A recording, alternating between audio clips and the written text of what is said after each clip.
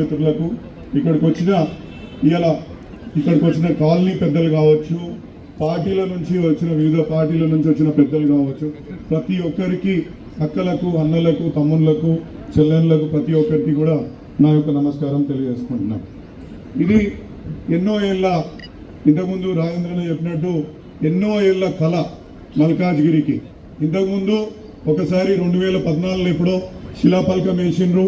అప్పుడు రాజేంద్రన్న కూడా మన గవర్నమెంట్లోనే ఉండే, మరి అప్పుడు మంత్రిగా కూడా ఉండే రాజేంద్రన్న. మరి ఎందుకో అప్పుడు అది కాలేకపోయింది. దాన్ని అట్లనే పెండింగ్ పెట్టుకొని మనము ఉండాల్సిన ప్రాబ్లం ఇప్పటిదాకా కూడా మల్కాజ్గిరి ప్రజలందరూ కూడా దానికి ఫేస్ చేస్తున్నారు.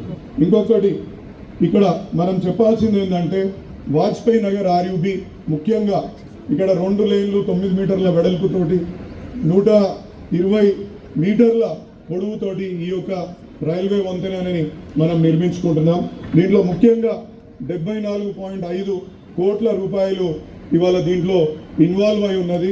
ఇక్కడ రైల్వే అధికారులు కూడా నాకు R&B వాళ్ళని కూడా పిలిస్తే బాగుంటుంది అనేసి నేను కోరుకుంటున్నాను. ఎందుకంటే R&B అధికారులు కూడా చాలా సమన్వయం చేసుకుంటూ రైల్వే అధికారులతోటి సమన్వయం చేసుకుంటూ ముందుకెళ్ళిన సందర్భంగా ఉంది. ఇక్కడ ఎందుకు చెప్తున్నా ఈ యొక్క మాట అంటే 130 ఇండ్లు పోయే పరిస్థితి ఈ బ్రిడ్జ్ వల్ల ఉంటుండే. దాన్ని కేవలం 8 ఇండ్లకు తీసుకురావడానికి R&B రైల్వే అధికారులు దీనికి పాటుపడ్డారు. రైల్వే వాళ్ళని రిక్వెస్ట్ చేసి రైల్వే ల్యాండ్లకి ఈ యొక్క అలైన్మెంట్ చేంజ్ చేసుకొని మనం గ్రేడియంట్లని కూడా మనం 1:20 పెట్టుకున్న కారణంగా ఇలా విడుతూ అంటే పొడవు దీన్ని తక్కువ చేసుకొని ముందుకు తీసుకుపోయిన సందర్భం. దీంట్లో ప్రతి ఒక్క ENC R&Bకి సంబంధించి అదేవిధంగా DRMలు రైల్వే ఇంజనీర్లు కూడా అహర్నిశలు ఇలా శ్రమించిందని ఈ సందర్భంగా తెలియజేసుకున్నాం. ఇంకొకటి సఫిల్ కూడా ఇదొక చరిత్ర అని చెప్పుకోవచ్చు. ఎందుకంటే అప్పుడున్న పెద్దలు, అప్పుడున్న ఎమ్మెల్యేలు కావచ్చు, ఎమ్మెల్సీలు కావచ్చు, కార్పొరేటర్లు కావచ్చు, సఫిల్ కూడా రైల్వే మూసేయండి, మాకు అవసరం లేదు, ఎందుకంటే ఉత్తమ్ నగర్లో మాకు బ్రిడ్జ్ వస్తున్నా చెప్తున్న సందర్భం కూడా ఉండే. ఇవాళ ఇది 12 కోట్లతోటి రైల్వే వాళ్ళు ఇస్తున్నారంటే మనం ఎంత ప్రెషర్ పెడుతున్నామో మీరు దయచేసి అర్థం చేసుకోవాలి. ఎందుకంటే పొద్దున్న లేస్తే చాణక్యపురి అన్నది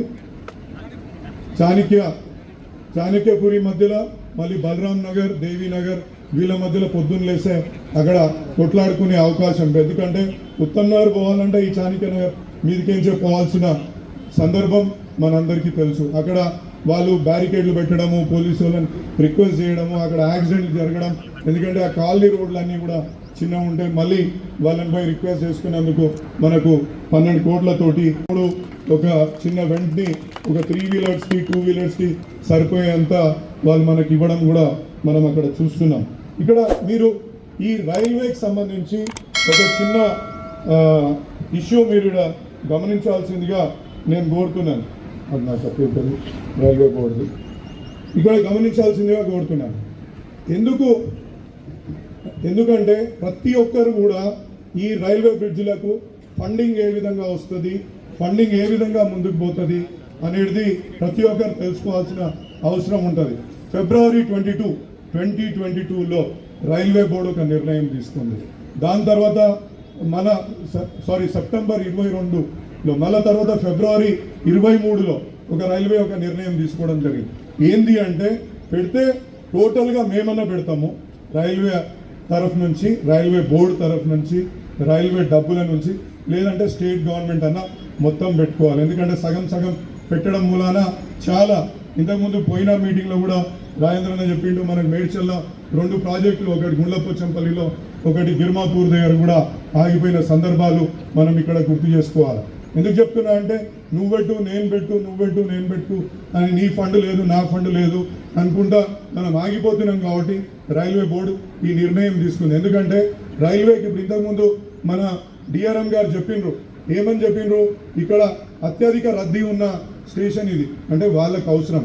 ఎందుకు ఇక్కడ ఈ గేట్ వల్ల వాళ్ళకి సిగ్నలింగ్ వ్యవస్థ కానీ, ట్రాకింగ్ వ్యవస్థ కానీ, యాక్సిడెంట్ల రూపంలో అనేక కోట్ల రూపాయలు వాళ్ళకి లాస్ వస్తుంది. కాబట్టి వాళ్ళు ముందుకు వచ్చి మేము చేస్తామన్నారు. అదేవిధంగా స్టేట్ గవర్నమెంట్ పెట్టేటి కూడా మీకు చెప్తా, ఆల్గడ్డ బావి చిలకలగూడ దగ్గర 20 కోట్ల రూపాయలు ఆల్రెడీ రైల్వే బోర్డుకి సబ్మిట్ చేసి అక్కడ ప్రాజెక్ట్ కూడా నిర్మించుకుంటాడు.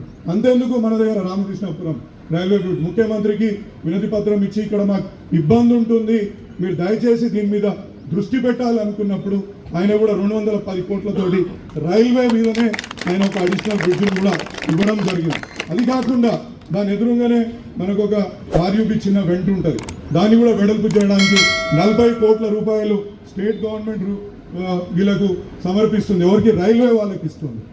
సో షేర్లింగంపల్లిలో కూడా మొన్ననే వీళ్ళు జిహెచ్ఎంసీ కౌన్సిల్ మీటింగ్లో డబ్బులని రైల్వే బోర్డుకి ఇచ్చేసి, అంటే ఎవరు అవసరం వాళ్ళది. రైల్వేకి అవసరం ఉన్న దగ్గర రైల్వే ఖర్చు పెడుతుంది, స్టేట్ గవర్నమెంట్ అవసరం ఉన్న దగ్గర స్టేట్ గవర్నమెంట్ ఖర్చు పెడుతుంది.